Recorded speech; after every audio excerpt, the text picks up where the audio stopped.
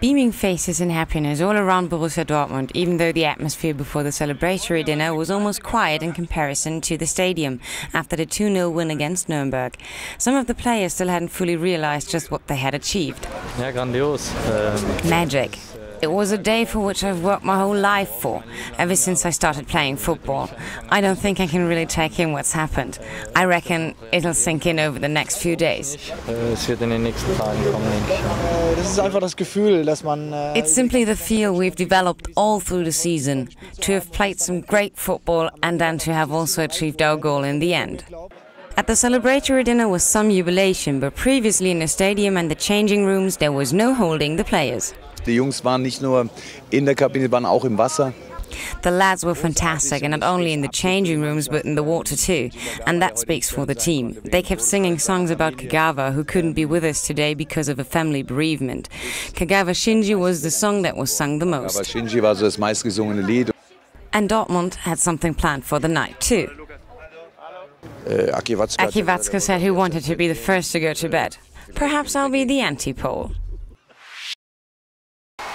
And the Dortmund fans are also German champions and celebrating too.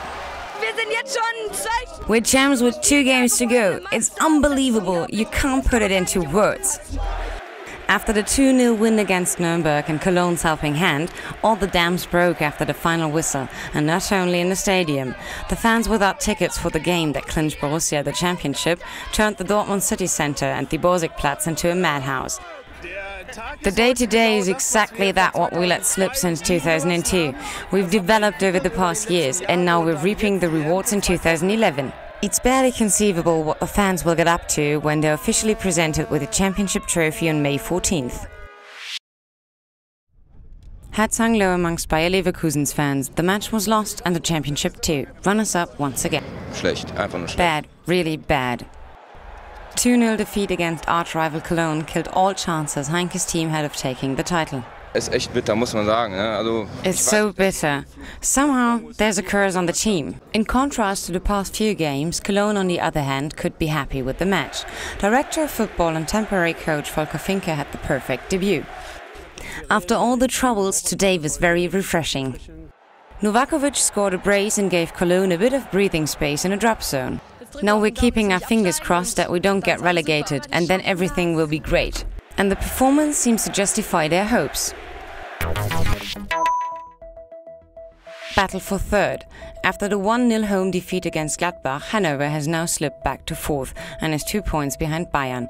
The northern German club will now find it difficult in their final 2 matches to secure a place in the Champions League.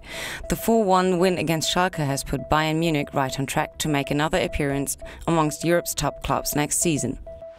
St. Pauli is planning for the second division. After losing 2-0 in Kaiserslautern, St. Pauli are now almost certain to be relegated.